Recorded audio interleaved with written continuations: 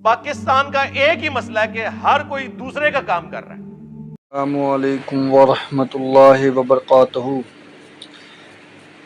Engineer محمد علی مرزا نے بولا کہ پاکستان کا مسئلہ کیا ہے، تو اس کے بارے میں انجینئر محمد علی مرزا نے بتایا ہے کہ جو بھی ہماری گورنمنٹ سرکار ہے، جو ہمارے سے ٹیکس لیتی ہیں، وہ سب پیسے کہاں خرچ ہوتے ہیں، کہاں جاتے ہیں، اور جو پاکستان کے عوام جو پریشان ہیں، غربت کی زندگی گزار رہے ہیں، اور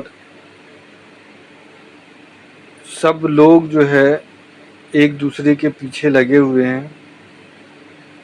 تو اللہ رحم کرے، اللہ ہدایت دے، سب کو صحیح راستے پر چلنے کی توفیق عطا فرمائے.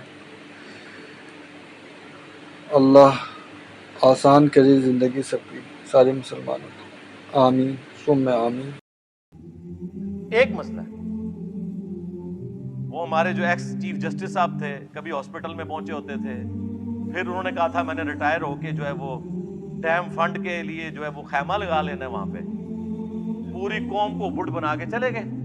ابھی تک بینکوں کے باہر جو ہے نا ان کے وہ لگے ہوئے ہیں چندہ فنڈ کے بینرز. لیکن ان سے کو پوچھ لے کہ سر یہ بتائیں کہ اس وقت پینڈنگ کیسز کتنے ہیں، تو وہ آپ کے اوپر توہین عدالت لگا دیں گے. آپ کون ہوتے ہیں پوچھنے والے؟ بھائی ہم وہ ہوتے ہیں پوچھنے والے کہ ہمارے ٹیکسز سے آپ لوگوں کی عیاشیاں فلفل ہو رہی ہیں.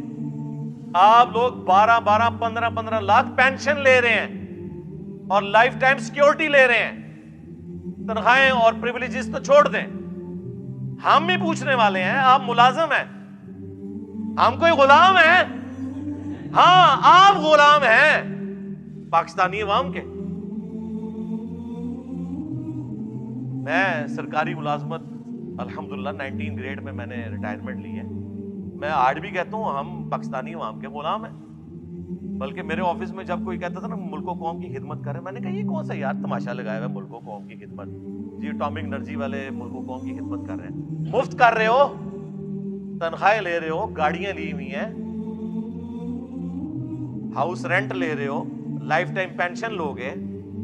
یہ کون سی ملک و قوم کی خدمت ہو رہی ہے؟ یہ اسی طرح کی خدمت ہے جس طرح علماء کہہ رہے ہیں ہم دین کا کام کر رہے ہیں. چندوں پہ خدمت کون سی ہے؟ تنخواہ لے رہے ہو، یہ کون سی بات ہوئی؟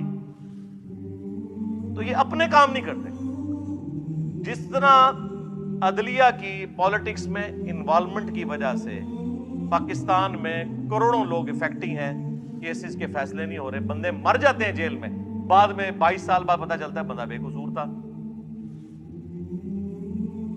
دادا کیس کرتا ہے اور پوتا اس گھر میں شفٹ ہوتا ہے، اور بعض اوقات وہ بھی نہیں ہوتا. میرے اپنے کچھ کیسز پینڈنگ پڑے ہوئے کئی سالوں سے بڑی عدالتوں کے اندر، چھوٹی تو چھوڑ دیں آپ. دوسری طرف فوج بھی جب پالیٹکس میں مداخلت کرے گی، میں اکثر سوچتا ہوں کہ پاکستان کی جو پولیٹیکل سچویشن ہے، خصوصاً کچھ عرصے سے جو عمران خان صاحب کو نکالے جانے کے بعد بنی ہوئی ہے، میں سوچ رہا تھا کہ ہماری جو فوج کی قیادت ہے، جو بڑے ہیں، وہ شام کے وقت جب بیٹھتے ہوں گے تو وہ اپنے کاموں کو سوچ رہے ہوں گے یا یہ پالیٹکس کو ڈسکس کر رہے ہوں گے؟ آپ کا کیا خیال ہے؟ ویسے بتائیں مجھے. ظاہر ہے ان کو یہ خطرہ ہوگا آج فلانے نے ہمارے خلاف بیان دے دیتا، آج فلانے نے دے دیتا. ایسی صورتحال کے اندر جو اصل کام ہے فوج کا اور اداروں کا، وہ بیچارے کس حد تک کر سکیں گے؟ اور یہ بیچارے میں وہ خود ان کا اپنا بھی قصور ہے، میرے بیچارے کوئی نہیں رہے. تو اس وقت دل سے کوئی جماعت بھی ان کے لیے ایک جملہ ہمدردی کا بولنے کے لیے تیار نہیں ہے، الٹا خلاف کمپین چلا رہے ہیں. یہ بھی جو کچھ آپ کو پتا ہے، وہ ہیلی کاپٹر میں کچھ فوجی شہید ہوئے اور کس طرح پھر کمپین سوشل میڈیا کے اوپر چلی. اور یہ تو وہ ہے جو آپ کو نظر آ رہی ہے. آپ لوگوں سے پوچھیں، آپ ہوٹلوں پہ جا کے ٹیبل ٹاک کریں، آپ کو اندازہ ہوگا کہ میں نے تو اپنی زندگی کے اندر کبھی بھی اداروں کے لیے وہ نفرت نہیں دیکھی ہے جو اس وقت ہے. ایک پی ٹی آئی بچی ہوئی تھی نا جو دفاع کر رہی تھی، آج سب سے زیادہ ان کی زبانیں کھلی ہوئی ہیں فوج کے خلاف. رہ گئی نون لیگ, پیپلز پارٹی, JUIF.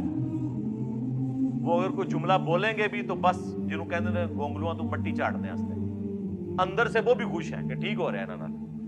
ہاں, تو یہ ہے ملکوں کی تباہی کا آغاز کہ جب پاکستان کے ادارے پاکستان کی عوام کی نظر میں بے عزت ہو جائیں, بے توقیر ہو جائیں. آپ لوگ سمجھ رہے ہو شاید کسی کو وسوسہ آ جائے کہ ہم کوئی ان کے ایجنڈے کے اوپر بات کر رہے ہیں. نہیں میرے بھائی, ان کے ایجنڈے پہ بات کر رہے ہوں تو ہم مجرم عوام کو قرار دیں. ہم تو کہہ رہے ہیں یہ آپ کی ہوئی آگے آئی ہیں, عوام مجرم نہیں ہے. ہمیشہ بڑے اور لیڈرز مجرم ہوتے ہیں جس طرف عوام جاتی ہے. ان کی پالیسیز کا رزلٹ یہ نکلتا ہے.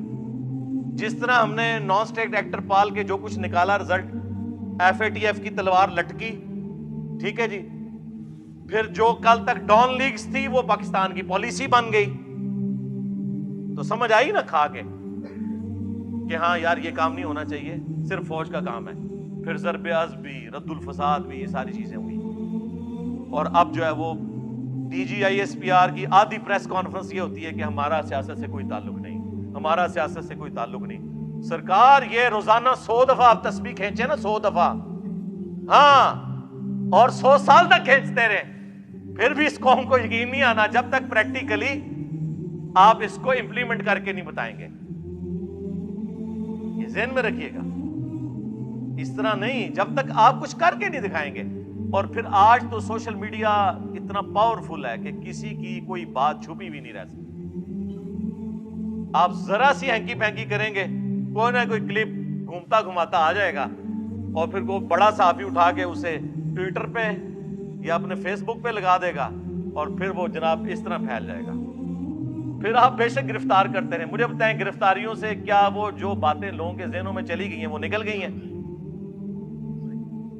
تو یہ کون سا طریقہ ہے؟ اس کی بجائے نیریٹو بنائیں. فوجیں صرف ملک کی سرحدوں کی حفاظت کر سکتی ہیں. جس کو فوج کہہ رہی ہوتی ہے نظریاتی سرحدوں کی حفاظت, وہ فوج نہیں کر سکتی, وہ پولیٹیشنز نے کرنی ہوتی ہے, وہ مذہبی پیشواؤں نے کرنی ہوتی ہے جو اس ملک کے اندر موجود ہوتے ہیں. وہ کاؤنٹر نیریٹو دیتے ہیں. اور ان کا حال آپ دیکھ لیں کہ پہلے تو وہ ایک پیج کی بات کرتے تھے, وہ تو پیج ایسا پھٹا ہے کہ اب یہ پیج بالکل ہی الگ ہو گئے اور سنبھالا ہی نہیں جا رہا.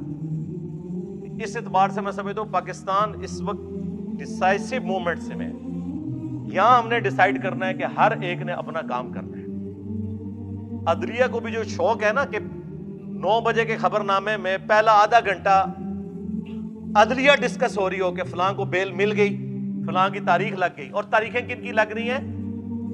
جو بڑے ہیں, چھوٹوں کا ذکر ہی کوئی نہیں ہے, جو بیچارے انصاف کے لیے سالہ سال سے ذلیل ہو رہے ہیں عدالتوں کے اندر. اور عدالتیں ہماری جو ہے پریس کانفرنس کی جگہ بنی ہوئی ہیں. پولیٹیشنز جو ہیں وہ باہر بیٹھ کے پریس کانفرنس کر رہے ہوتے ہیں, اور ججز جو ہیں وہ کورٹ روم کے اندر پریس کانفرنس کر رہے ہوتے ہیں. آج اگر کسی پولیٹیکل لیڈر نے کوئی بیان دے دیا ہے, اگلے دن کوئی ہائی کورٹ کا جج, کوئی سپریم کورٹ کا جج بیٹھ کے اسے ریبٹل کر رہا ہوتا ہے. کوئی یار تم لوگوں کا یہ کام ہے؟ جج کا مطلب ہے جج کرنا, کہ وہ سنے گا. جج گونگا ہوتا ہے جی, یہ گوروں سے پوچھیں. جج گونگا ہوتا ہے, صرف وہ اس وقت بولتا ہے جب اس کو کوئی بات سمجھ نہیں آ رہی نا, تو وکیل سے کہتا ہے یا آپ اس کو ذرا کلیئر کر دیں, باقی آپ اپنا جو جتنا ڈیفنس ہے نا وہ ریٹن میں مجھے جمع کروائیں. وہ اس کو پڑھتا ہے, اس کے بعد ایک رزلٹ سنا دیتا ہے. امریکہ میں جج مرتے دم تک جج ہوتا ہے, ریٹائر نہیں ہوتا. سب سے قیمتی انسان دنیا میں اللہ کی کرسی پہ جج بیٹھا ہوا ہے. اللہ نے اپنے لیے کہا ہے نا اولو العلم قائما بالقسط,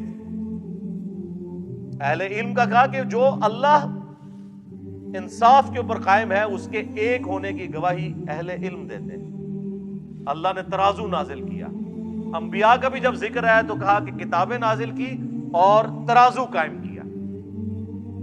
اور ہمارے ترازو کی آپ حالت دیکھ لیں کیا ہوئی ہے. پہلے ہی عوام کو پتا ہوتا ہے جناب اے جج بیٹھے نے, اے رزلٹ آئے گا. ہاں تو ٹھیک ہے یار, پھر عوام کو بٹھائیں اپنی سیٹوں کے اوپر, پھر بیان دیتے ہیں ہم जो है ज़मीर के मुताबिक फैसला करेंगे। वाह, ये कौन सा दुनिया का कानून है कि ज़मीर के मुताबिक फैसला करेंगे? कुरान तो कहता है आपको अपने खिलाफ गवाही देनी पड़े, अपने रिश्तेदारों के खिलाफ गवाही देनी पड़े, आपने इंसाफ के ऊपर फैसला करना है, ज़मीर के मुताबिक नहीं, कानून के मुताबिक फैसला करना है। अवामी उमंगों का मुकम्मल ख्याल रखा जाएगा, यानी जितने लोग हमारी तस्वीरें लगा के उस पर जो ज्यादा जूतियां मारेगा ना, उसके हक में फैसला करेंगे, क्योंकि उनसे हमें ज्यादा डर लगता है ट्रोलिंग से। ये होती है अवामी उमंगें। मैं चूंकि एक ऐसी पोस्ट के ऊपर बैठा हूं कि मेरे लिए ये सब के सब लोग स्टूडेंट की हैसियत से, इसलिए मैं इनसे इस लहजे में गुफ्तगू कर सकता हूं। वो प्रैक्टिकली स्टूडेंट हैं भी है अल्हम्दुलिल्लाह। तो कोई तो होना चाहिए ना जो बड़ों के भी कान खींचे कि यार आप लोग क्या कर रहे हैं, क्योंकि सहाफियों के ऊपर तो फिर ये मुकदमात बना देते हैं, कभी तौहीन अदालत, कभी गद्दार वतन, कभी कुछ। तो कम से कम जो न्यूट्रल प्लेटफॉर्म से हैं, ये न्यूट्रल वो वाला नहीं, इमरान खान साहब वाला नहीं, अनबाइस्ड, जैसे इस लफ्ज को बदनाम कर दिया, अनबाइस्ड कहना चाहिए, गैर जानिबदार। तो वो लोग कम से कम इनको होश दिलाएं कि यार होश के नाम